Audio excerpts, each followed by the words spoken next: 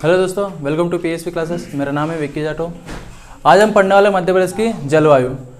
तो बेसिकली आपको सबको पता होगा, मध्य प्रदेश सिविल सेवा 2020 जो प्रारंभिक परीक्षा है वो 25 जुलाई को डिक्लेयर हो गई है और 25 जुलाई को निश्चित रूप से एग्ज़ाम हो जाएगी।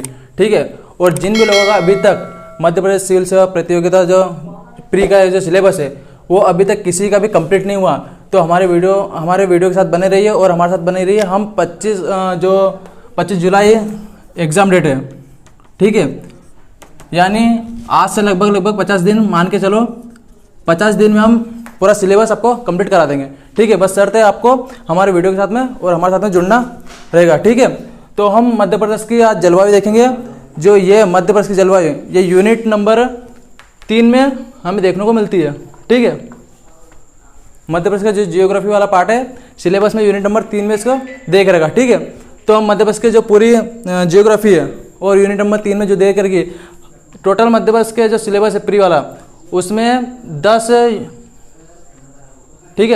यूनिट दे के रखी है और प्रत्येक 10 यूनिट 10 नंबर की पूछी जाएगी।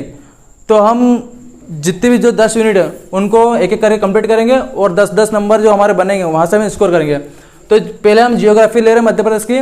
अभी तक मध्य प्रदेश की जो जियोग्राफी इसमें मध्य प्रदेश की सामान्य स्थिति और जियोग्राफी वाला पार्ट जो पठार है वो हो चुके हैं, पर्वत हो चुके हैं। आज हम देखिए मध्य प्रदेश की जलवायु। ठीक है, मध्य प्रदेश की पूरी जलवायु जियोग्राफी होने से आपको 10 नंबर तक का क्या है एक श्योरिटी मिल जाएगी कि हमारे 10 नंबर यहाँ से कंप्लीट आ जाएंगे। ठीक है, तो हमारे वीडियो के साथ बने रहिए और डेली वीडियो को देखिए। आज हम चालू करने वाले मध्य प्रदेश की जलवायु। ठीक है, तो आप मध्य प्रदेश की जलवायु देखिए, समझिए और नोट करते जाइए। ठीक है, तो हम अभी मध्य प्रदेश की जलवायु देखते हैं।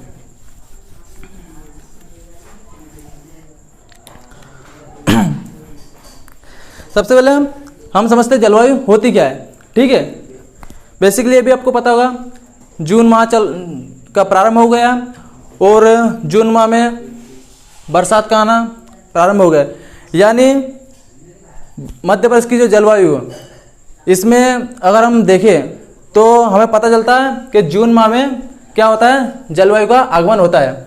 ठीक है, और हम मध्य जून में जून में जलवायु कैसे आती है वो आज हम समझेंगे। ठीक है, तो हम सबसे पहले देखते हैं जलवायु किसे कहते हैं, जलवायु होती क्या है। ठीक है, तो आप नोट करिए और लिखते भी जाइए साथ में। ठीक, जलवायु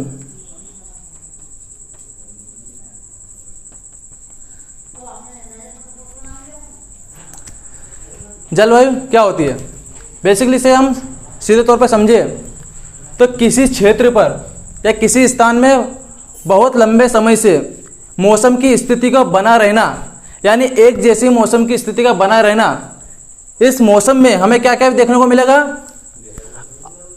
औसत तापमान, औसत वर्षा, औसत आर्द्रता और औसत वायु का प्रवाह। यानी हमें 4 कारक तत्व जो मौसम को बनाते, ये 4 जो तत्व है ये हमें एवरेज रूप में वहाँ पर देखने को मिलेंगे। यानी सीधे तौर पे करें तो मौसम में जो प्रमुख तत्व है यानी औसत वर्षा, औसत आर्द्रता, औसत वायु का प्रवाह और तापमान। ठीक है, ये चारों जिस स्थान पर दीर्घकाल रूप में पाए जाते हैं यानी लंबे समय में पाए जाते हैं उसे क्या बोलते हैं, जलवायु कहा जाता है। ठीक है, जलवायु किसे कहते हैं, यानी लंबे समय पर किसी स्थान पर मौसम का दीर्घकालीन रूप में पाया जाना जलवायु कहलाता है। ठीक है, इसी को हम छोटा करके देखें तो मौसम क्या होता है, यानी मौसम किसी स्थान पर दिन प्रतिदिन रूप में पाए जाने वाले मौसम की जो स्थिति वो क्या होती है, मौसम। यानी जलवायु के अल्पकाल को क्या कहते हैं, मौसम, और जलवायु के मौसम के दीर्घकाल को क्या बोलते हैं, जलवायु। ठीक है, दोनों एक ही चीज है। मौसम ज्यादा टाइम के लिए किसी स्थान पर है तो जलवायु का रूप ले लेगा। ठीक है, ये हमें बात समझ में आ गई है। तो हम लिख लेते हैं सीधी भाषा में जलवायु क्या होती है। ठीक है,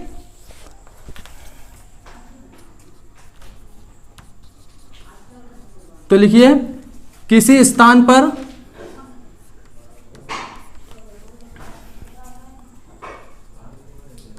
औसत तापमान,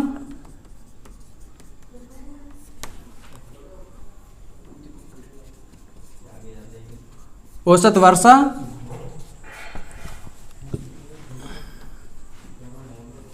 औसत आर्द्रता यानी सभी का हमें औसत देखना है। और औसत वायु का प्रवाह, ठीक है, किसी स्थान पर औसत तापमान, औसत वर्षा, औसत आर्द्रता और औसत वायु का प्रवाह ये किसी स्थान पर पाया जाता है, दीर्घकालीन रूप में पाया जाता है।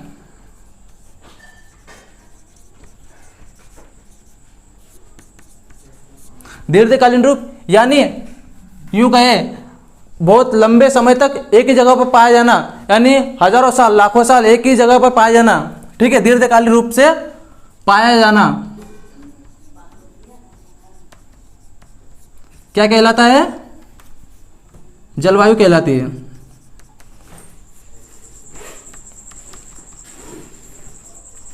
और ये सारी जो घटनाएं कम समय के लिए किसी स्थान पर पाई जाती है उसे क्या कहते हैं? मौसम कहते हैं, ठीक है। तो इधर लिख लेते हैं हम मौसम,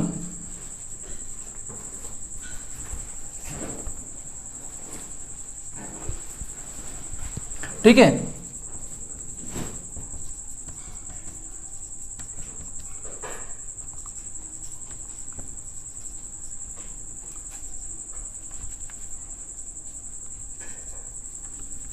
दिन प्रतिदिन की,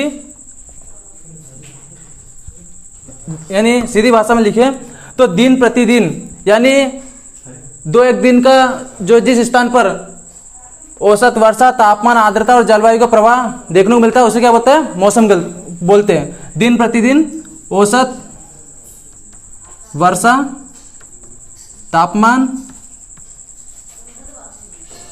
आर्द्रता और वायु प्रवाह का पाया जाना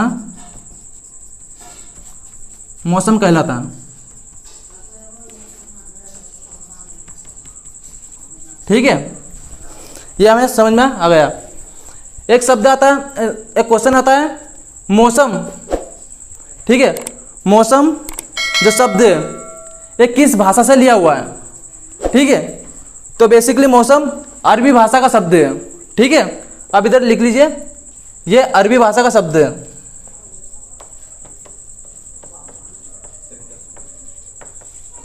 ठीक। अरबी भाषा का शब्द है मौसम। ये वन लाइन में फैक्ट पूछा जाता है इसलिए मैंने आपको बता दिया, मौसम अरबी भाषा का शब्द है, ठीक है। हमने मौसम देख लिया। अब हम देखते हैं मध्य प्रदेश के बारे में। मध्य प्रदेश में मौसम की क्या स्थिति है, ठीक है। और मध्य प्रदेश के जो मौसम को क्या कहा जाता है, भारत के मौसम को क्या कहा जाता है, तो हम देखेंगे। ये नोट कर लीजिए।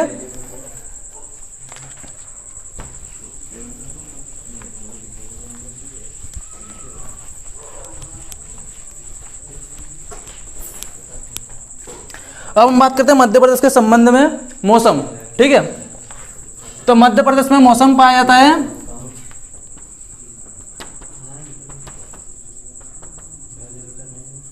मध्य प्रदेश में जलवायु, हम जलवायु देख रहे हैं।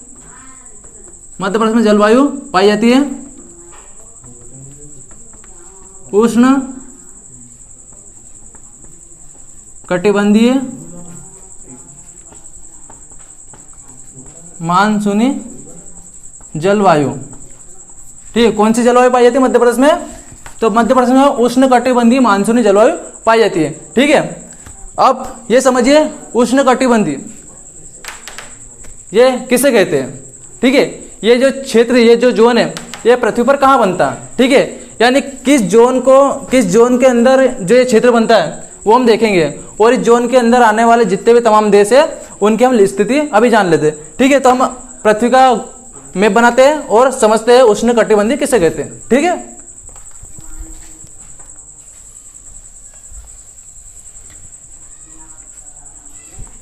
यह भैया हमारी पृथ्वी, ठीक है। अब पृथ्वी से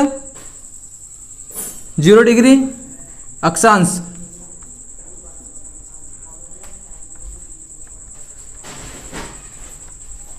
0 डिग्री अक्षांश गुजरता आपको पता है, ठीक है। अब हमें यह पता है मध्य प्रदेश के बीचों बीच से कौन सी रेखा गुजरी है? कर्क रेखा। कितना डिग्री पर, कितने अक्षांश पर? 23.5 डिग्री अक्षांश पर, ठीक है। हमें पता है तो हम 0 डिग्री से 23.5 डिग्री ऊपर उत्तरी अक्षांश या 0 डिग्री से 23.5 डिग्री नीचे दक्षिण अक्षांश में जाएंगे तो हमें 2 अक्षांश पता चलेगा, और 2 अक्षांशों का नाम हम लिख लेते हैं। यह है 23.5 डिग्री, इसका नाम है कर्क रेखा। यह है दक्षिण में 23.5 डिग्री, इसका नाम है मकर रेखा। ठीक है, अब आप देख रहे होगे 0 डिग्री उत्तरी अक्षांश और 0 डिग्री दक्षिण अक्षांश, जो ये पूरा क्षेत्र है, ये वाला जो पूरा जोन आप देख रहे हैं, ठीक है, इस वाले जोन को कहा जाता है उष्णकटिबंधीय। ठीक है, ये जो क्षेत्र पूरा, इस क्षेत्र को कहा जाता है उष्णकटिबंधीय। ठीक है, और हमें पता है कि मध्य प्रदेश से कर्क रेखा गुजरी है, और साथ साथ ये भी पता है कि भारत के भी बीचों बीच से कर्क रेखा गुजरी हुई है। तो हमें ये ज्ञात होता है कि मध्य प्रदेश और भारत में भी कौन सा क्षेत्र पाया जाएगा, उष्णकटिबंधीय क्षेत्र पाया जाएगा, क्योंकि उष्णकटिबंधीय क्षेत्र में भारत की स्थिति देखने को मिलती है। ठीक है, ये बात समझ में आए आपको कि उष्णकटिबंधीय मानसूनी जलवायु मध्य प्रदेश की जो पाई जाती है उसे उष्णकटिबंधीय क्यों कहा जाता है, क्योंकि इसलिए कहा जाता है क्योंकि ये इस क्षेत्र में पाया जाता है। अब हम समझते हैं 0 डिग्री उत्तरी अक्षांश के ऊपर उत्तर में बढ़ने पर दक्षिण में आगे बढ़ने पर कौन कौन से क्षेत्र में देखने को मिलते हैं। ठीक है, आप नाम सुनोगे उष्णकटिबंधीय, उसके बाद आप सुनोगे उपोष्णकटिबंधीय, उसके बाद आप नाम सुनोगे शीतोष्णकटिबंधीय, फिर सुनोगे उपध्रुवीय, ध्रुवीय, जो सारी जो आपको जोन मिलेंगे। ठीक है, इन जोन को हम एक एक तरफ से देख लेते हैं और हमें इस बारे में थोड़ा सा पता चल जाएगा कि यार ये जो क्षेत्र, इस क्षेत्र की जलवायु को क्या कहते हैं, इस क्षेत्र की जलवायु में कौन कौन से देश है। ठीक है, तो हमें ये समझ में आ जाएगा। अभी हम इसको ठीक तरह से समझ लेते हैं।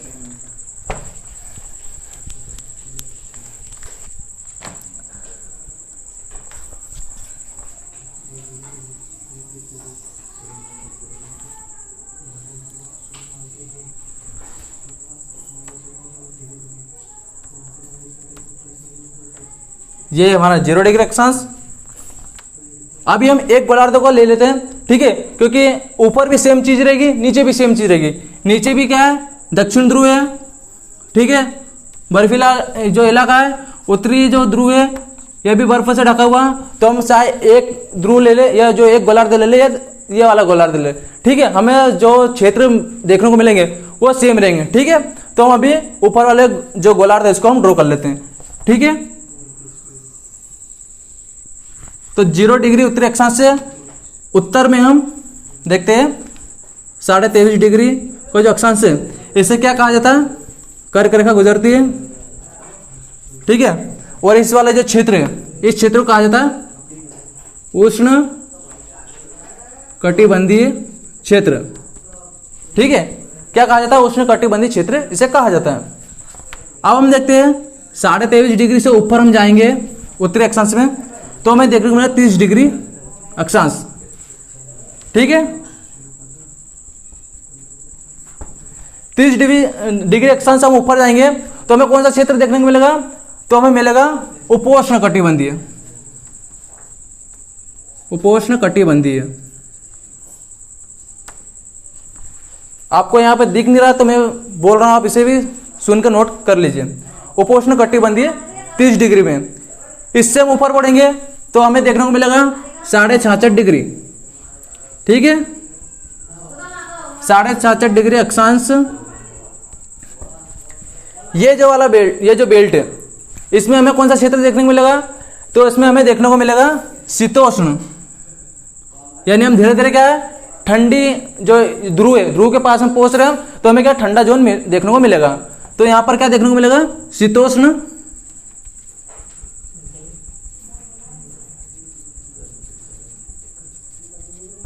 शीतोष्ण कटिबंधीय क्षेत्र देखने को मिलेगा।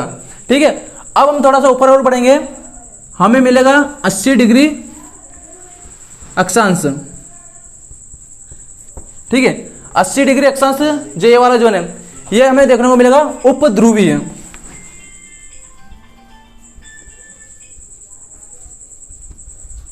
कौन सा क्षेत्र? उपध्रुवी क्षेत्र हमें देखने को मिलेगा। और आपको पता है सबसे ऊपर जो 90 डिग्री, ये वाला जो क्षेत्र है, ये क्षेत्र कौन सा? ये क्षेत्र हमारा ध्रुवीय क्षेत्र। ठीक है, कौन सा क्षेत्र है? ध्रुवीय क्षेत्र। तो हमें ये पता होता है चलेगा ऐसे कि जो 0 डिग्री से उत्तरी अक्षांश में हम जाएंगे 23.5 डिग्री, या 0 डिग्री से हम दक्षिण में जाएंगे 23.5 डिग्री मकर रेखा। जो ये वाला क्षेत्र है, ये क्षेत्र बनेगा हमारा उष्णकटिबंधीय। ये वाला क्षेत्र, ये क्षेत्र बनेगा हमारा उपोष्णकटिबंधीय। ये वाला क्षेत्र और ये क्षेत्र शीतोष्णकटिबंधीय। ये वाला उपध्रुवीय, यहाँ पे भी उपध्रुवीय, ये ध्रुवीय और ये ध्रुवीय। ठीक है, हमें ये अक्षांश स्थिति में जो क्षेत्र निर्मित होते हैं वो हमें समझ में आ गए। और हमें यहाँ से ये भी पता चल गया कि मध्य प्रदेश और भारत की स्थिति किस क्षेत्र में पड़ती है, तो वो हमें पता चल गया उष्णकटिबंधीय वाले क्षेत्र में पड़ती है। इसलिए मध्य प्रदेश की और भारत की जलवायु कैसी पाई जाती है? इन दोनों की जलवायु पाई जाती है उष्णकटिबंधीय मानसूनी जलवायु पाई जाती है। ठीक है, और ये किस कारण हुआ? ये हुआ कर्क रेखा के गुजरने के कारण। ठीक है, ये बात आपको समझ में आई। अब हम देखते हैं मध्य प्रदेश में जो जलवायु पाई जाती है, ठीक है, उनमें उन जलवायु को प्रभावित करने के कारक कौन कौन से? यानी मध्य प्रदेश की जो जलवायु पाई जाती है, इस जलवायु को कुछ ऐसे कारक है जो इस जलवायु को प्रभावित करते हैं। यानी यूं कहे हम, मध्य प्रदेश की जो जलवायु है, यहाँ से जो मानसून बन के आ रहा है मध्य प्रदेश में, तो ये ऐसा नहीं कि पूरे मध्य प्रदेश में वर्षा करेगा। ठीक है, पर्वतों के कारण जो मेघ आ रहे, बादल बन के आ रहे, वो अवरोध करेंगे और क्या करेंगे? बादल को आगे की ओर नहीं जाने देंगे और इधर ही जिस ओर टकराएंगे उधर ही वर्षा करवा देंगे। तो एक कारण ये देखने को मिलता है। दूसरा कारण हमें देखने को मिलता है कर्क रेखा के गुजरने से क्या होता है? कर्क रेखा के गुजरने से मध्य प्रदेश का जो क्षेत्र है, ठीक है, वो क्या होता है? गर्म हो जाता है, इसलिए तापमान हाई हो जाता है। ठीक है, और एक और बात, भूमध्य रेखा गुजरने से क्या होता है? भूमध्य रेखा से गुजरने से उष्णकटिबंधीय क्षेत्र निर्मित होता है, जिससे क्या होता है? गर्मी ज़्यादा लगती है और जो यहाँ का जो तापमान है ये हाई हो जाता है। और एक और कारण हमें देखने को मिलता है, और वो कारण है समुद्र से दूरी।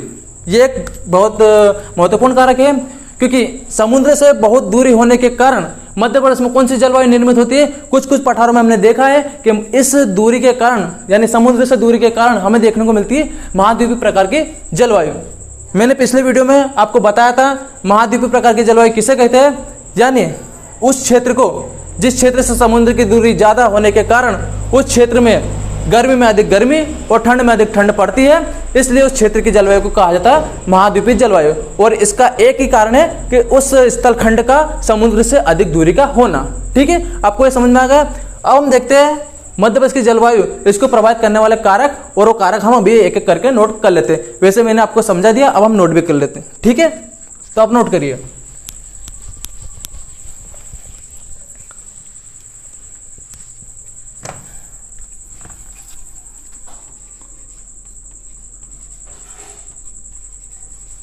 मध्य प्रदेश की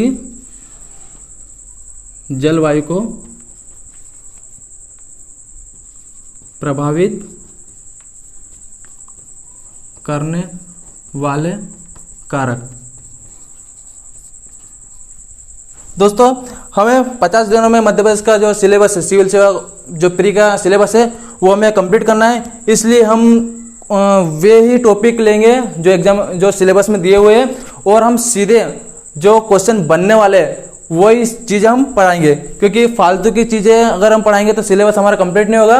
और ठीक है, और जो हमें चाहिए क्वेश्चन, जो यहाँ से हमें लगता है कि बनने वाले क्वेश्चन है और हमें इनके आंसर मालूम पड़ जाए, इसलिए हम वही चैप्टर लेंगे और वही टॉपिक को समझेंगे। ठीक है, तो वीडियो थोड़ा सा जल्दी फास्ट चलेगा, तो आप इस पर थोड़ा ध्यान मत दीजिए और आप सिर्फ कंटेंट पे ध्यान दीजिए, ये कंटेंट हमारे सही मिल रहा है या नहीं मिल रहा है। ठीक है, तो आप इसे नोट करते जाइए और हम देखते हैं कि प्रभावित करने वाला कारक जलवायु को कौन कौन से। तो सबसे पहला कारक है समुद्र से दूरी।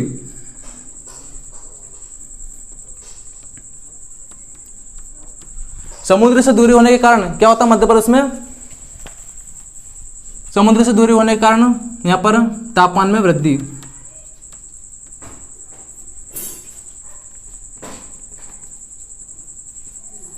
यानी महाद्वीपीय प्रकार की जो जलवायु निर्मित होती है।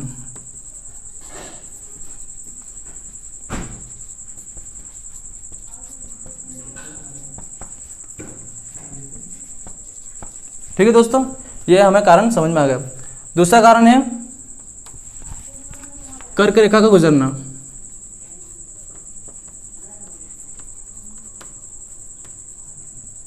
ठीक है, अब हम देखें कर्क रेखा के गुजरने से क्या होता है। तो मध्य प्रदेश का जो क्षेत्र है जो बीचों बीच से गुजरती है, यानी नर्मदा नदी के जो समांतर गुजरती है, उस वाले क्षेत्र में क्या होता है, टेम्परेचर हाई होता है। और टेम्परेचर कितना हाई हो जाता है, 38 डिग्री सेल्सियस तापमान पहुंच जाता है। ठीक है, तो क्या होता है मध्य प्रदेश में, इसके कारण कर्क रेखा के, तो मध्य प्रदेश के जो बीच वाला क्षेत्र है वो गर्म हो जाता है।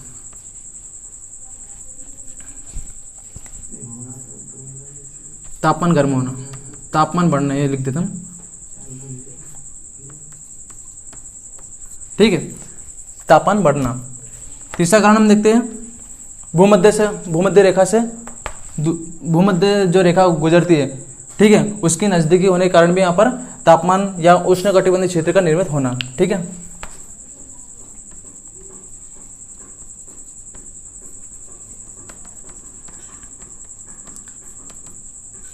आपको पता होना चाहिए कि मध्य प्रदेश की या हम देश की, भारत की स्थिति देखें, जो प्रायद्वीपीय भारत है और ये हमारी भूमध्य रेखा 0 डिग्री रेखा है, इससे कितनी दूरी है भारत की। ठीक है, तो हमें दूरी पता होनी चाहिए।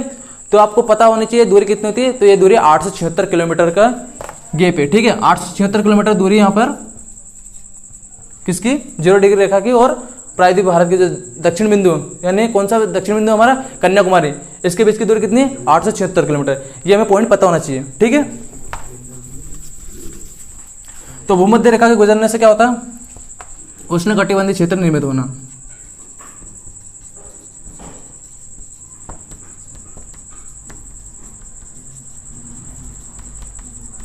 और सबसे लास्ट और वेरी महत्वपूर्ण वो है पर्वत। ठीक है,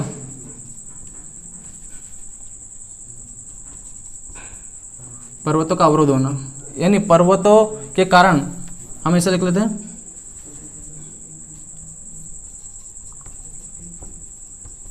पर्वत का होना। ठीक है, अब पर्वत का होना से आप क्या समझोगे, तो मैं आपको क्लियर कर देता हूँ पर्वत का होना क्या होता है। यानी इसको समझने से पहले आपको इसकी जियोग्राफी पर्वत की समझ में आनी चाहिए। और वो कैसे समझ में आएगी, हमारे आप जो पुराने वीडियो वो देखोगे तो। वैसे मैं आपको थोड़ा सा बता देता हूँ पर्वत का होना क्या होता है। यह हमारा दक्षिणी हिस्सा, या मध्य प्रदेश हमारा जो दक्षिण का नीचे वाला हिस्सा। ठीक है, आपको इधर नहीं दिख रहा होगा, मैं इधर बना देता हूँ।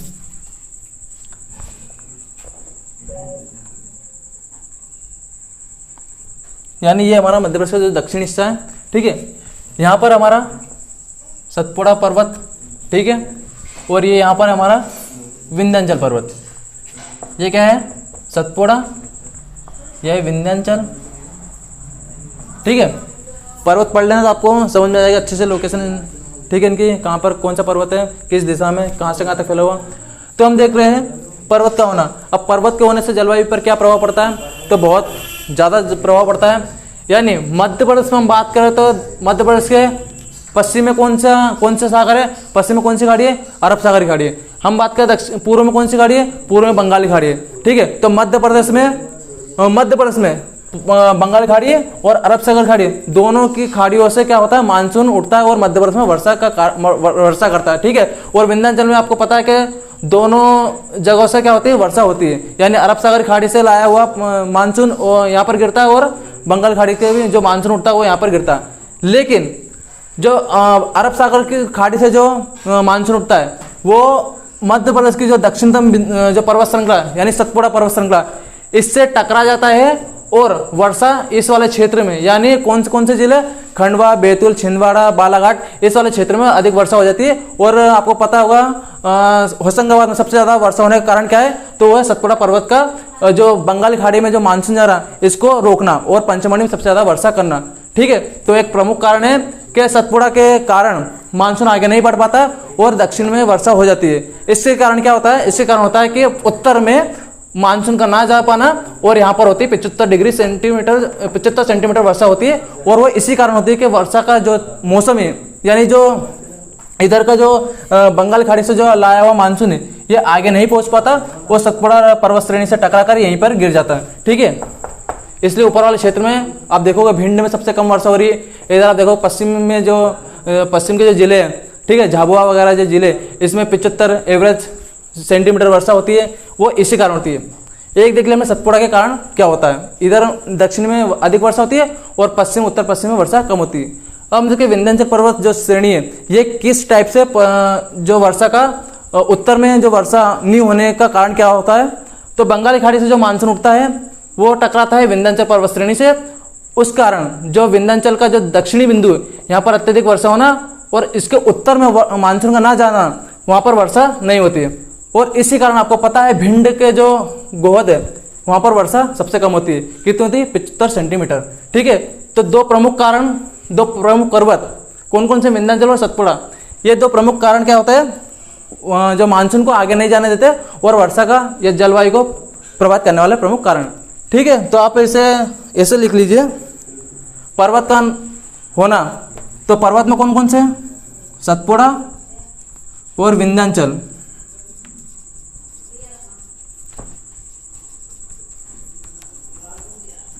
सतपुड़ा और विंध्याचल पर्वत का होना, इन कारण क्या होता है, मानसून आगे नहीं पहुंच पाता और वर्षा कम होती। ठीक है, आप यहाँ से समझ गए इस चीज़ को। अब हम देखते हैं, हमें ये समझ में आ गया कि मध्य प्रदेश की जलवायु को प्रभावित करने वाले कारक। ठीक है, अब हम देखते हैं मध्य प्रदेश में कुछ ऐसे जो जलवायु जो जलवायु को बांटने वाले जो भूगोलवेत्ता है, ठीक है, और जो मानसून के जो ज्ञाता है, उन्होंने मध्य प्रदेश की जलवायु को अलग अलग अपने हिसाब से बांटा हुआ है। तो हम सबसे पहले देखते हैं, एक महोदय है कोपेन महोदय, जिन्होंने मध्य प्रदेश की जलवायु को दो भागों में बांटा हुआ। एग्जाम में सीधा क्वेश्चन पूछा जाता है कि मध्य प्रदेश की जलवायु को कोपेन महोदय ने कितने भागों में बांटा, तो हमें पता होना चाहिए मध्य प्रदेश की जलवायु को इन्होंने दो भागों में बांटा। ठीक है, एक क्वेश्चन बनता है कि ए आर मन्नारायण और टी सुब्रमण्य, ऐसे दो व्यक्ति है जिन्होंने 1991 में जलवायु के ऊपर शोध किया और उन्होंने ये गणना करी, उन्होंने बताया कि मध्य प्रदेश की जलवायु तीन भागों में उन्होंने बांटा। ठीक है, और वो तीन जो क्षेत्र हैं जो उन्होंने बनाए वो कौन कौन से, वो भी हम देखते हैं। ठीक है, आप इसे नोट कर लीजिए, हम उन्हें देखते हैं।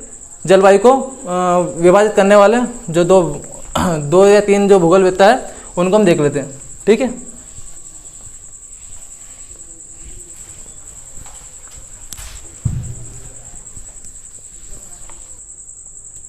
ठीक है, अब हम देखते हैं मध्य प्रदेश की जलवायु को किन किन लोगों ने विभाजित किया है।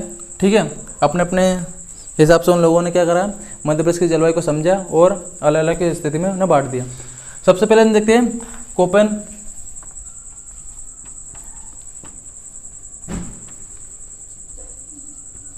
महोदय को। इन्होंने क्या करा, इन्होंने मध्य प्रदेश की जलवायु को दो भागों में बांटा। ठीक है,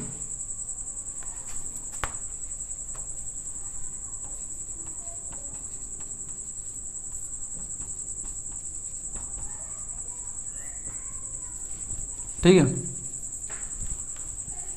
इन्होंने क्या करा, मध्य प्रदेश की जलवायु को दो भागों में बांटा। पहला भाग कौन सा है, वो है उष्णकटिबंधीय,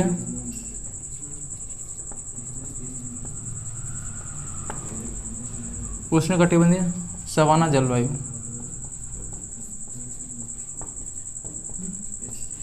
ठीक, दूसरी है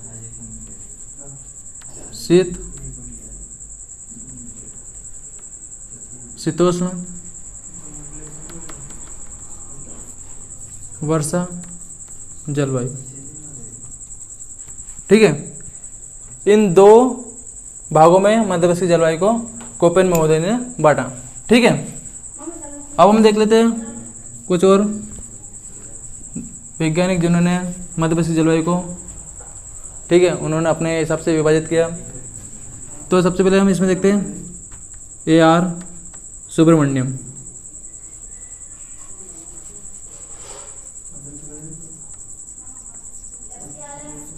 और एक और महोदय है, उनका नाम है टी मन्नारायण।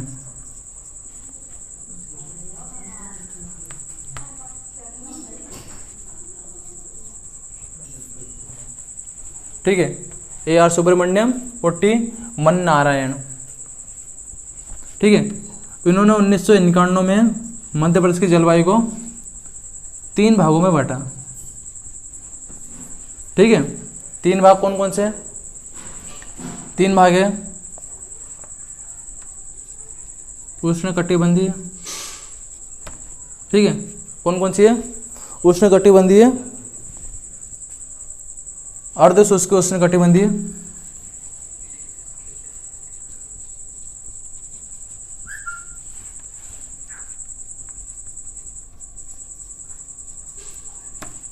या इसे को नाम से जाना जाता है स्टेपी।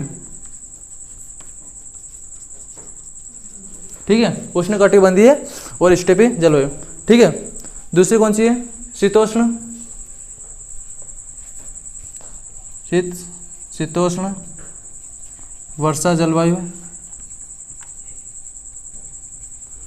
ठीक, कौन सी तीसरी? दूसरी शीतोष्ण वर्षा जलवायु। ठीक है, और तीसरी है उष्णकटिबंधीय,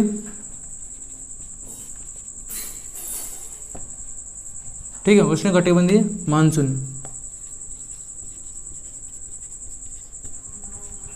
यानी A.R. सुब्रमण्यम और T. मन्नारायण जो 2 वैज्ञानिक, इन्होंने मध्य प्रदेश की जलवायु को 3 भागों में बांटा। ठीक है, ये सीधे एग्जाम में पूछ जाते हैं कि इन लोगों ने कितने भागों में मध्य प्रदेश की जलवायु को बांटा। ठीक है, या कोपेन महोदय ने कितने भागों में मध्य प्रदेश की जलवायु को बांटा। ठीक है, हमें पता चल गया इन्होंने 2 भागों में और इन्होंने 3 भागों में बांटा। ठीक है, अर्धशुष्क, शीतोष्ण और अर्धशुष्क जो मानसून, ये हम देख चुके हैं। बेसिकली ये पृथ्वी पर कुछ अक्षांश, इनकी जो पेटियाँ पाई जाती हैं, यानी जो क्षेत्र पाए जाते हैं, इन क्षेत्रों को कहा जाता है। ये हमने देख लिया है, उष्णकटिबंधीय, ये उपोष्ण, ये शीत है। ठीक है, हमने देख चुके हैं। तो ये आप बेसिकली आप ये याद रखिए ये कितने भागों में बांटा। ठीक है, ये नोट कर लीजिए।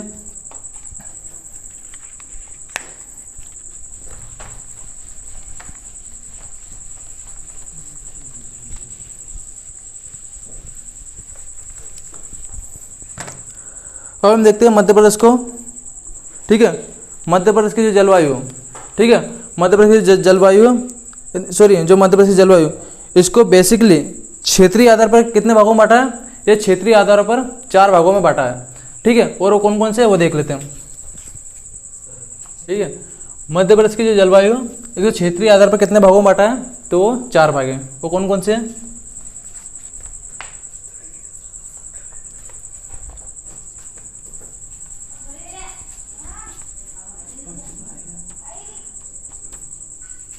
चार क्षेत्रीय भागों में बांटा।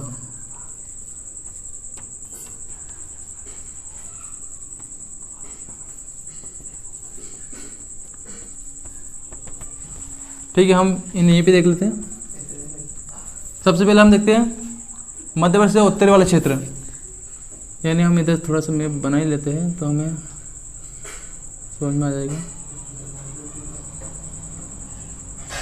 ठीक, तो ये हमारा लगभग मध्य प्रदेश, इसे मान लीजिए जी, ये वाला क्षेत्र, उत्तर वाला क्षेत्र। ठीक है, यानी इसमें कौन कौन से पठार?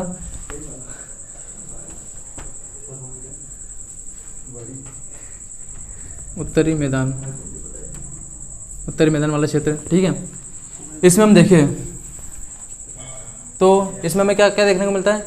सबसे पहले हमें इसमें देखने को मिलता है मध्य भारत का पठार,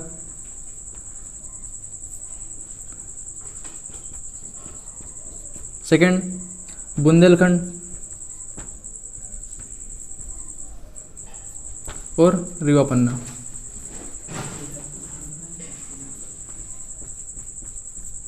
ठीक है, ये हमें देखने को मिलता है। ठीक है, उत्तरी मैदान में। अब में हम बात करें, हम पठारों में पढ़ चुके हैं, यहाँ पर कौन सी जलवायु पाई जाती है? तो यहाँ पर महाद्वीपीय जलवायु पाई जाती है।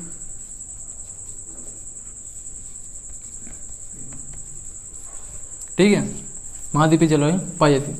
ठीक है, यहाँ का हम देखें तापमान, अधिकतर तापमान, तो यहाँ का उच्चतम तापमान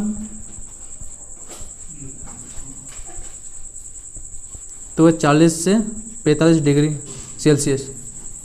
ठीक है, और हम देखें निम्नतम तापमान या निम्न तापमान, तो वो हमें देखने को मिलता है 10 डिग्री से 15 डिग्री सेल्सियस। ठीक है, इतना हमें इस क्षेत्र में, उत्तरी क्षेत्र में तापमान देखने को मिलता है। अब हम इसमें देखते हैं सबसे गर्म तापमान वाला जिला, तो वो है खजुराहो।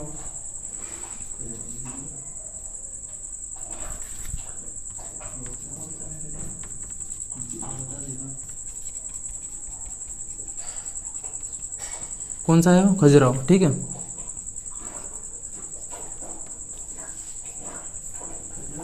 यानी उत्तरी मैदान वाला जो क्षेत्र है, इसमें सबसे गर्म जिला कौन सा है? वो है खजुराहो जिला।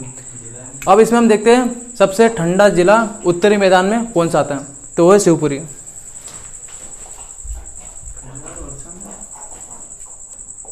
ठीक है, उत्तरी क्षेत्र में सबसे गर्म कौन सा शहर है या कौन सा स्थान है? खजुराहो।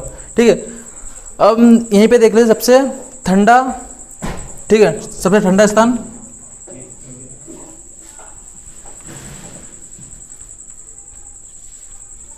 वो है शिवपुरी। ठीक है, यानी बात करें उत्तरी क्षेत्र में, क्वेश्चन आ जाता है उत्तरी क्षेत्र में सबसे गर्म स्थान खजुराहो, सबसे ठंडा स्थान वो है शिवपुरी। तो हमने उत्तरी मैदान की प्रमुख विशेषता वो हमने देख लिए। ठीक है, हमें क्षेत्रीय भाग लिखने हैं, 4 क्षेत्रीय भाग कौन कौन से हैं, जिसमें पहला उत्तरी मैदान, दूसरा हम देखें तो ये मालवा का पठार। दोस्तों जब तक आप जियोग्राफी में पठारों वाला जो वीडियो नहीं देखोगे तब तक आपको इनके लोकेशन ठीक से समझ में नहीं आएगी, इसलिए आप पहले वो वीडियो भी देख लीजिए, और जिससे कि आपको ये सारा जो मैं बता रहा हूँ मालवा का पठार, बुंदेलखंड पठार, जो लोग नए देख रहे हैं उन्हें समझ में नहीं आएगा कि इनकी स्थिति कहाँ पर है, तो पुराने वीडियो देख लोगे तो आपको इनकी स्थिति समझ में आ जाएगी। मालवा का पठार जो क्षेत्रीय जलवायु में इसे बांटा है, तो यहाँ के हम सबसे पहले जलवायु देख लेते हैं। यहाँ पर सम जलवायु पाई जाती है, और मैंने पिछले वीडियो में बताया सम जलवायु किसे कहते हैं। ठीक है, समान तापमान और समान इसका जो तापमान और समान जो शीत वाला जो मौसम रहता है, यानी समान ठंड और समान गर्मी, ये दोनों बराबर होती है, उसे क्या बोलते हैं? सम जलवायु कहा जाता है। ठीक है, अब यहाँ का हम तापमान देख लेते हैं। तो यहाँ का हम तापमान देखें तो इसका लगभग 45 डिग्री तक आसपास इसका तापमान रहता है, वो उच्च तापमान, और निम्न तापमान हम देखें तो होता है 15 डिग्री के आसपास, 15 डिग्री सेल्सियस के आसपास निम्न तापमान होता है। ठीक है,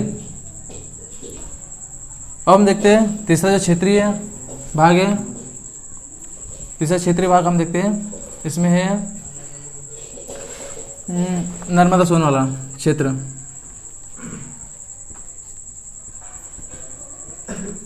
नर्मदा सोन क्षेत्र। ठीक है, इस क्षेत्र में आपको पता है मानसूनी जलवायु पाई जाती है।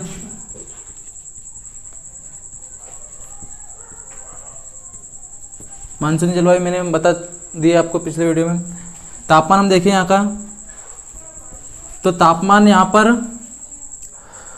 गर्मी में अधिक गर्म होता है, और क्यों होता है?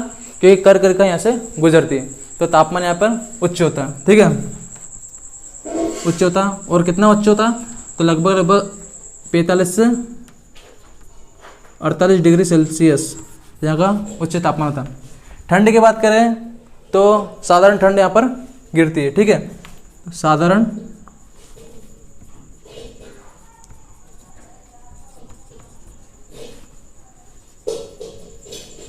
ठीक। अब हम देखिए लास्ट चौथा क्षेत्र हमारा, चौथा क्षेत्र कौन सा है? तो ये हमारा बुंदेलखंड वाला क्षेत्र हो गया हमारा, मध्य भारत वाला पठार, मध्य भारत वाला रीवा पन्ना का पठार हो गया। चौथा क्षेत्र हम देखें इसमें तो ये हमारा विंध्याचल, इसे हम थोड़ा सा और देखें। विंध्याचल सॉरी हमने लिखा नहीं, विंध्याचल हम देख लेते हैं।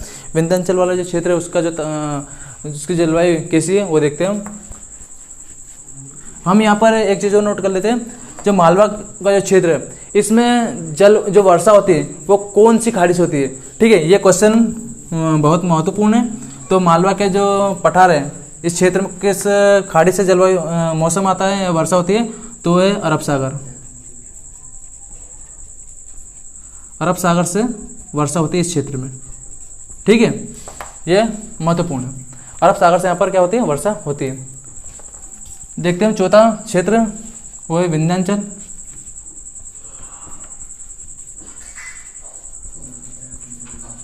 विंध्याचल क्षेत्र।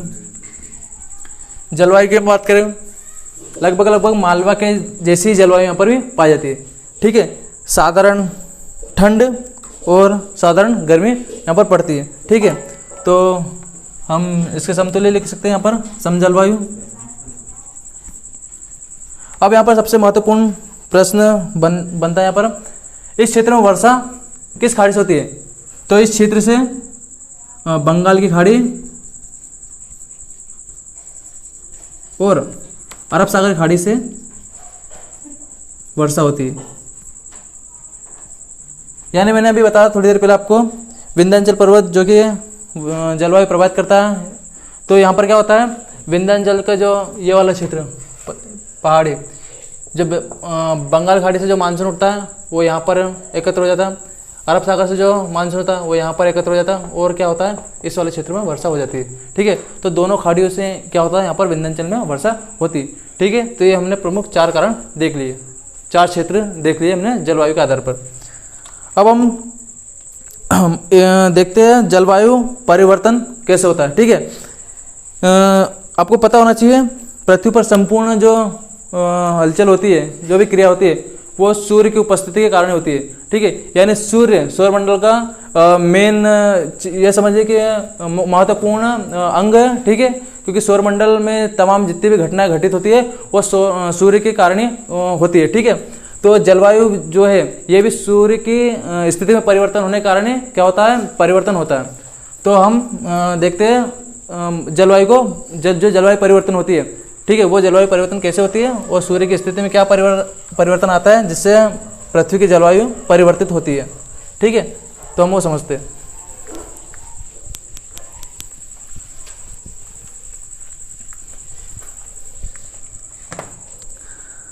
बेसिकली आपको छोटा सा कॉन्सेप्ट समझना है। ठीक है, तो हम थोड़ा सा मैप बनाते हैं, उसमें आपको समझ में आएगा। ये सूर्य और ये है हमारी पृथ्वी। ठीक है, फिर सूर्य भी हमारा ही है और पृथ्वी तो हमारी है ही। तो क्या होता है, सूर्य में परिवर्तन होने से, यानी सूर्य का अपने स्थान से, सूर्य भी अपने स्थान पर घूमता है, पृथ्वी भी अपने स्थान पर घूमती है, और घूमते घूमते क्या होता है, पृथ्वी का चक्कर भी लगाती है, सूर्य का चक्कर भी लगाती है। ठीक है, तो सूर्य की स्थिति में परिवर्तन होने से क्या होता है, पृथ्वी का ताप और दाब परिवर्तन होता है। ठीक है, यानी आप समझिए कि ताप बढ़ने से क्या होता है, ताप बढ़ने से दाब कम होता है। ठीक है, और ये स्थिति क्या करती है, जलवायु को क्रिएट करने का काम करती है। तो हम समझते हैं सूर्य की स्थिति में परिवर्तन होने से जो पृथ्वी है इसके जलवायु पर क्या प्रभाव पड़ता है। ठीक है, तो जब सूर्य पृथ्वी की उत्तर दिशा में मुंह करता है, यानी जब सूर्य उत्तरायण होता है। ठीक है, उत्तरायण यानी ये वाला जो क्षेत्र है, ये ध्रुव है हमारा। ठीक है, ये ध्रुव है, ये विषुवत रेखा। ठीक है, और ये उष्णकटिबंधीय जो जीवन। ठीक है, हमने जो समझा पिछले, ठीक है, थोड़ा आगे हमने जो समझा, तो क्या होता है, ये ध्रुव जब सूर्य उत्तरायण होता है, यानी सूर्य जब ये पृथ्वी यहाँ पर आती है। ठीक है,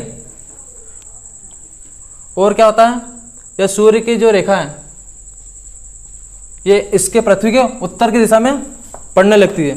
ठीक है, सूर्य उत्तरायण होने लगता है, यानी पृथ्वी का जो ऊपर वाला हिस्सा ये इसके सामने आता है। ठीक है, तो क्या होता है, इस वाले क्षेत्र पर क्या होता है, अधिक गर्मी पड़ने लगती है, और जो नीचे वाला क्षेत्र है यहाँ पर क्या होता है, यहाँ पर सूर्य की किरणें नहीं पड़ती हैं। ठीक है, उस कारण क्या होता है, जिस क्षेत्र में सूर्य की किरणें ज़्यादा पड़ेगी, ठीक है, वहाँ पर क्या होगा, वो क्षेत्र गर्म होगा, और इस क्षेत्र के गर्म होने से क्या होगा, इस क्षेत्र के गर्म होने से यहाँ का जो तापमान है बढ़ाएगा, और यहाँ का जो दाब है वो क्या होगा, घटेगा। ठीक है, दो बात समझ में आए, क्या होगा, सूर्य का ताप यहाँ पर पड़ने से, यानी सूर्य के उत्तरायण होने से पृथ्वी के उत्तरायण क्षेत्र पर अधिक तापमान पड़ने से जो तापमान है वो ज़्यादा होगा।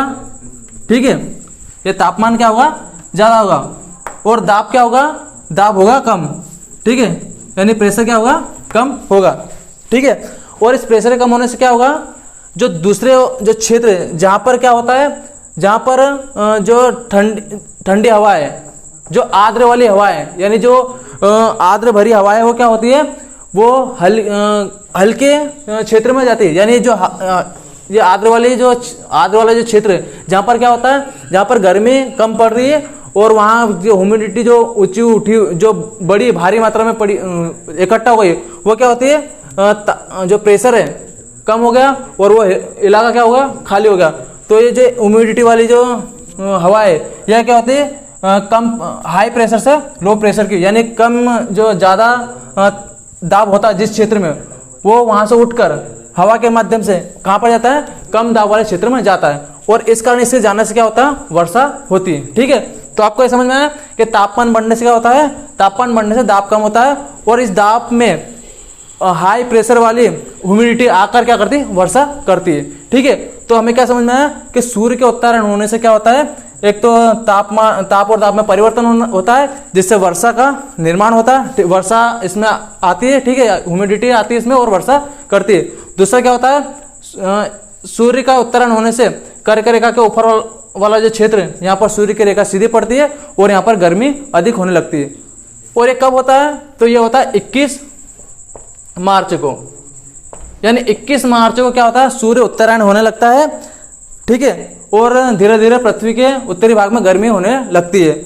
और दक्षिण वाला जो हिस्सा है, ठीक है, दक्षिण वाले हिस्से में क्या होता है, दक्षिण वाले हिस्से में जो तापमान, इसकी जो रेखा है तिरछी पड़ती है, और वहाँ पर क्या होता है, वहाँ पर शीत वाला जो मौसम है वो आने लगता है, और उत्तर वाले क्षेत्र में ग्रीष्म ऋतु का मौसम आने लगता है। ठीक है, ये बात हमें समझ में आई। और ये समझिए 21 मार्च को सूर्य की स्थिति कहाँ पर होती है, तो 21 मार्च को सूर्य की स्थिति होती है विषुवत रेखा पर।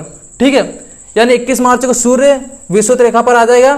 ठीक है, और यहाँ से उत्तर की ओर धीरे धीरे 21 जून तक आते तक क्या होता है, कर्क रेखा पर लंबवत हो जाता है और गर्मी ज़्यादा पड़ने लगती है। ठीक है, तो हमें ये पता चल गया कि सूर्य की स्थिति में परिवर्तन होने से क्या होता है, ताप और दाब में परिवर्तन होता है, और जिससे क्या होता है, पृथ्वी पर गर्मी होती है और ह्यूमिडिटी बढ़ती है। ह्यूमिडिटी जो लो प्रेशर वाला क्षेत्र है वहाँ पर आती है और वर्षा करती है। ठीक है, तो हम इसे साफ सुथरी भाषा में लिख लेते हैं। हमने इसे समझ लिया कि उत्तरायण होने से क्या क्या होता है। ठीक है, तो इसे हम समझते हैं।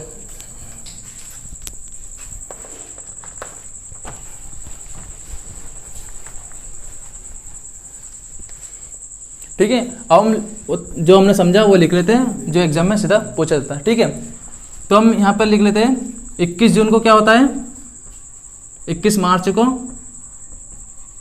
सूर्य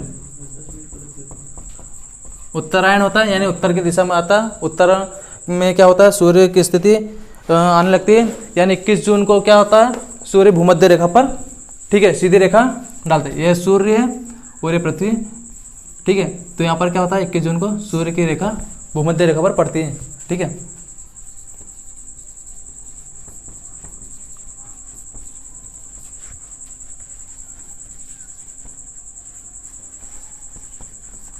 इक्कीस जून को क्या होता है, 21 मार्च को सूर्य उत्तरायण होता है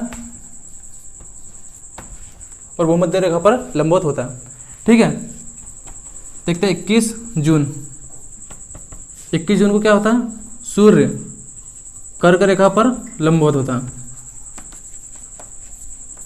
ठीक है, 21 जून को सूर्य कर्क रेखा पर लंबवत होता है, और यहाँ का कर्क रेखा पर जितने भी सारे राज्य, ठीक है, 8 राज्य और मध्य प्रदेश के जो 14 जिले, ये वाला जो क्षेत्र पूरा, ये क्या होता है, गर्म हो जाता है। और यहाँ पर क्या होता है, जून के बाद में वर्षा ऋतु का आगमन होता है। और वो क्या होता है, हम समझ चुके हैं, टेम्परेचर बढ़ेगा तो क्या होगा, दाब कम होगा। दाब कम होने से क्या होता है, और जो दूसरी जगह जो आर्द्र जो जलवायु वो यहाँ पर आकर क्या करेगी, वर्षा करेगी। और जून माह के मध्य महीने से क्या होता है, वर्षा ऋतु का आगमन हो जाता है। ठीक है, ये हमें समझ में आ गया। अब हम देखते हैं 21 जून को क्या होता है, लंबवत होने के कारण सबसे बड़ा दिन होता है मध्य प्रदेश में या उत्तरी क्षेत्र में। क्या होता है, सबसे बड़ा दिन होता है उत्तरी गोलार्ध में।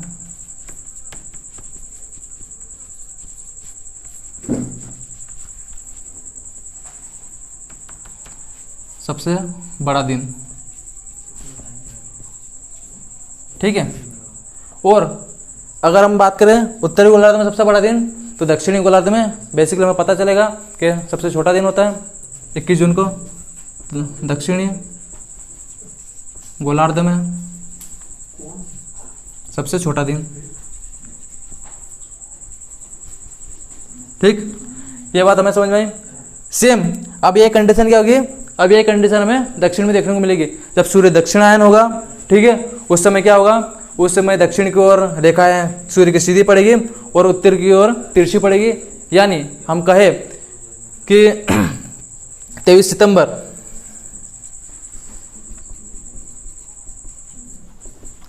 सितंबर से सूर्य दक्षिणायन होने लगता है।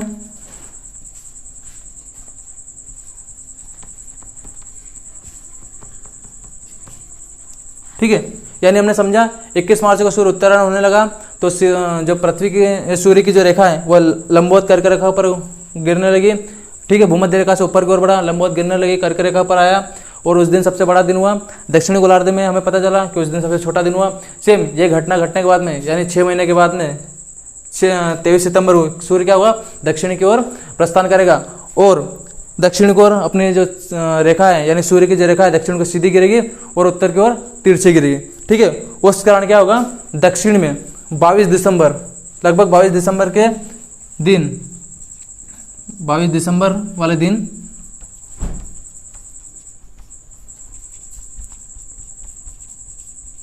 सूर्य क्या होगा, सूर्य मकर रेखा पर स्ट्रेट अपनी किरणें डालेगा। ठीक है, 22 दिसंबर वाले दिन सूर्य मकर रेखा पर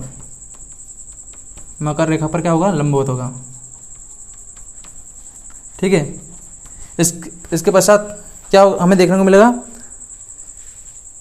22 दिसंबर के लंबवत होने के कारण मकर रेखा पर दक्षिण गोलार्ध का जो दिन है वो क्या होगा, सबसे बड़ा दिन होगा। दक्षिण गोलार्ध का दिन 22 दिसंबर को क्या होगा, सबसे बड़ा होगा और उत्तर गोलार्ध का दिन क्या होगा, सबसे छोटा होगा। अब हमें एक चीज़ यहाँ से ये समझने की है कि 23 सितंबर और 21 मार्च, ठीक है, यानी जब 23 सितंबर को सूर्य दक्षिणायन होगा तो सबसे पहले भूमध्य रेखा पर आएगा, क्योंकि ये सूर्य, ये पृथ्वी, यहाँ पे हमारे क्या है, भूमध्य रेखा 0 डिग्री का। यानी एक बार सूर्य उत्तरायण, पहले क्या हुआ, सूर्य दक्षिणायन हुआ तो क्या हुआ, भूमध्य रेखा पर आया 21 मार्च को और एक किधर गया, कर्क रेखा पर गया 21 जून को। अब सूर्य, ठीक है, ये पृथ्वी इस साइड आएगी, अपना चक्कर लगाएगी तो सूर्य भूमध्य रेखा पर आएगा और फिर दक्षिण की ओर प्रस्थान करेगा।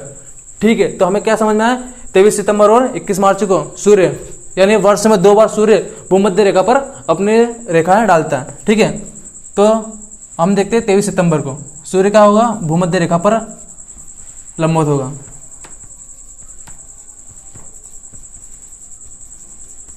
ठीक है, ये चीज़ आप नोट करते जाइए। ठीक है, तो हमने क्या देखा, 23 सितंबर और 21 मार्च को सूर्य लंबवत रहेगा। ठीक है, यानी वर्ष में 2 बार सूर्य भूमध्य रेखा पर लंबवत रहेगा, 21 मार्च और 23 सितंबर। ठीक है, और इस दिन को हम क्या कहते हैं, इस दिन को हम कहते हैं विषु, या इस घटना को क्या कहते हैं, विषु। ठीक है, और विषु आपको पता है, विषुवत रेखा जो सूर्य के बीचों बीच से गुजरती है, भूमध्य रेखा, इसी कारण से विषु कहा जाता है। ठीक है, अब हम देखते हैं इसमें कुछ ऐसे फैक्ट जो एग्जाम में सीधे पूछे जाते हैं। ठीक है, अब ये नोट कर लीजिए।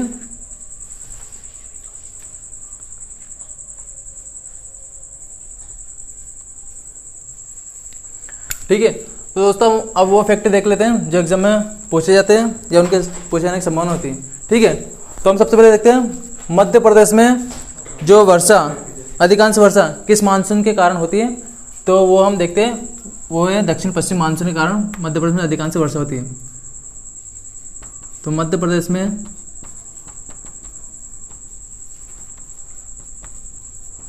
अधिकांश मानसून, अधिकांश वर्षा किस मानसून से होती है, तो दक्षिण पश्चिम मानसून। ठीक है, केरल से उठता हुआ ऊपर तक आएगा और ये और सतपुड़ा पर्वत श्रेणी से टकरा कर मध्य प्रदेश में वर्षा कम करेगा, हम देख भी चुके हो। ठीक है, तो अरब सागर यहाँ से उठेगा केरल वाले क्षेत्र से, और ये दक्षिण पश्चिम मानसून है जो मध्य प्रदेश में वर्षा करेगा। ठीक है, अब हम देखते हैं मध्य प्रदेश रीवा पन्ना का पठार। रीवा पन्ना का पठार, यहाँ पर शीतकाल में वर्षा होती है।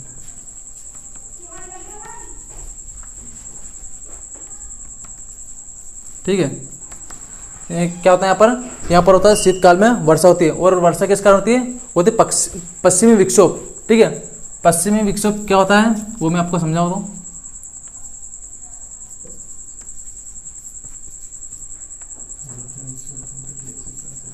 ठीक है, पश्चिमी विक्षोभ से क्या होती है, यहाँ पर वर्षा होती है। ठीक है, कहाँ पर होती है? रीवा पन्ना के पठार में। ठीक है, यहाँ पर लौटता हुआ जो मानसून है, यानी जो दक्षिण पश्चिम मानसून जून में आएगा, जून माह में, और शीत ऋतु में जो मानसून आता है लौटता हुआ यहाँ पर इसमें क्या होता है, रीवा पन्ना के पठार में वर्षा करता है। उससे क्या होता है? पश्चिम मानसून, पश्चिमी विक्षोभ। ठीक है, और ये किस कारण निर्मित होता है?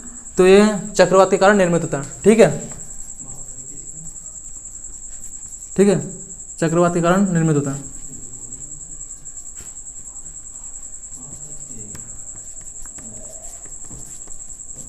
जिसे आम भाषा में क्या मावठा भी कहा जाता है। ठीक है, क्या कहा जाता है? मावठा।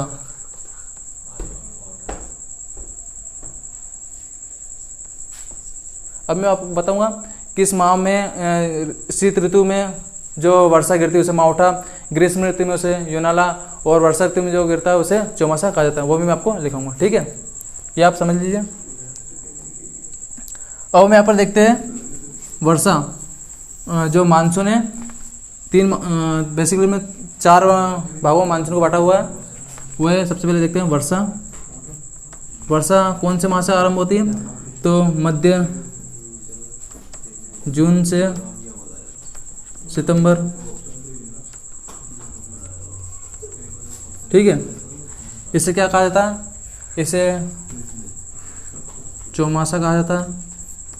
ठीक, बात करें हम शीत ऋतु की। ठीक है,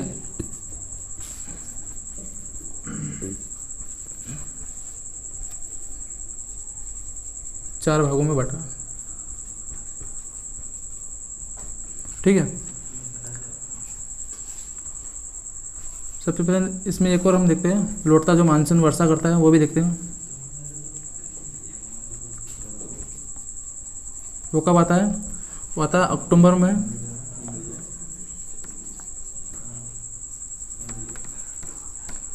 अक्टूबर नवंबर में आता है लौटता हुआ मानसून और वर्षा करता है। इसके बाद हम देखते हैं शीत ऋतु। शीत ऋतु कब आती है? तो शीत ऋतु नवंबर से तो फरवरी माह,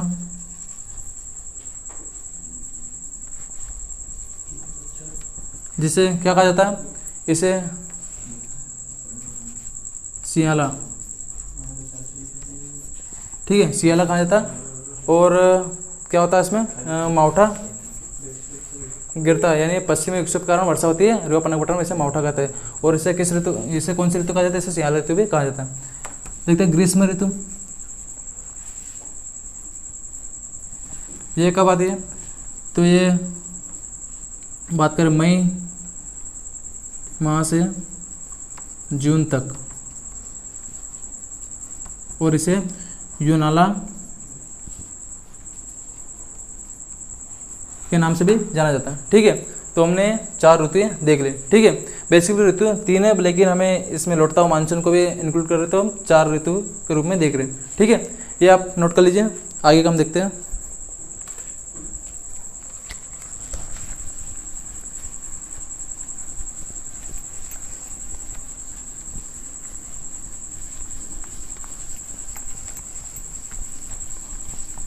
अब वे फैक्ट जो बहुत बार एग्जाम में आए हुए हैं, यानी मध्य प्रदेश की ऋतु वेधशाला कहाँ पर है आपको पता है?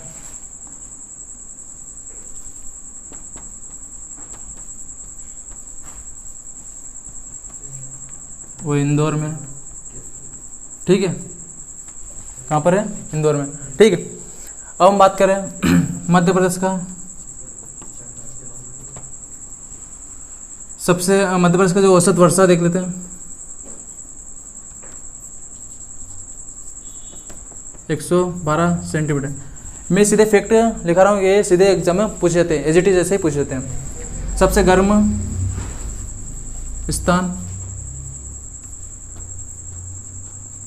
तो वह गंज वासुदा।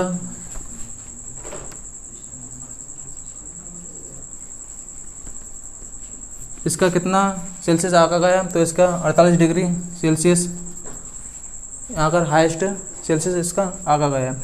सबसे ठंडा हम देखें स्थान, सबसे ठंडा स्थान हम बात करें तो शिवपुरी, ठीक है, कितना 10 डिग्री सेल्सियस।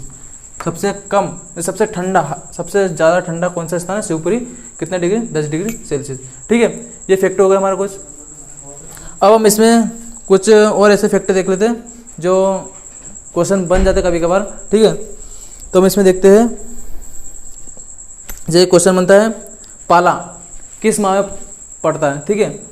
तो हम देखते हैं पाला ये जनवरी माह में गिरता है,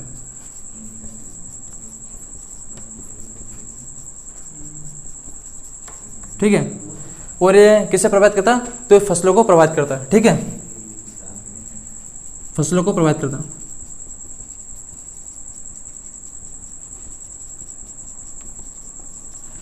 ठीक, अब क्वेश्चन आता है कि सूखा किस ऋतु में पड़ता है, ठीक है।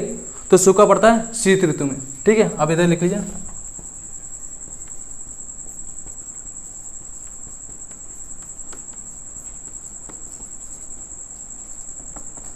ठीक, सूखा शीत ऋतु में पड़ता है, ठीक है।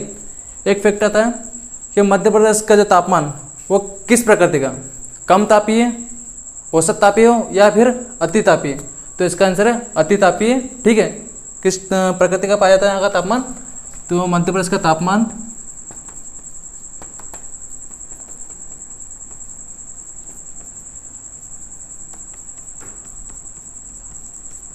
अति तापीय प्रकृति का पाया जाता है, ठीक है। तो लगभग हमने ऐसे फैक्ट देख लिए जो एग्जाम में पूछे जा सकने की संभावना बनती है, ठीक है। तो दोस्तों हम जलवायु वाला जो चैप्टर है इसे हम पूरी तरह से देख चुके हैं, और जितने भी क्वेश्चन बनने चाहिए वो इस टॉपिक से आपको कवर हो जाएंगे। वीडियो को पूरी तरह से देखिए, समझिए और इसकी एक एक लाइन को नोट कर लीजिए, ठीक है। तो ये हमारी जो प्री की एग्जाम है, पीएससी प्री, उसकी 3rd यूनिट का जो चैप्टर उसमें सिलेबस में देखा जलवायु, ये कंप्लीट होता है। और यहाँ से मध्य प्रदेश कांस्टेबल और एसआई में भी क्वेश्चन बनने की संभावना बनती है, ठीक है। तो वीडियो को पूरा देखिए और नोट करिए, वीडियो को लाइक करिए, शेयर करिए, सब्सक्राइब करिए और अपने दोस्तों को भी पहुंचाइए ताकि उनको भी क्या हो, हेल्प भी मिल सके, ठीक है। तो वीडियो को देखिए, थैंक यू।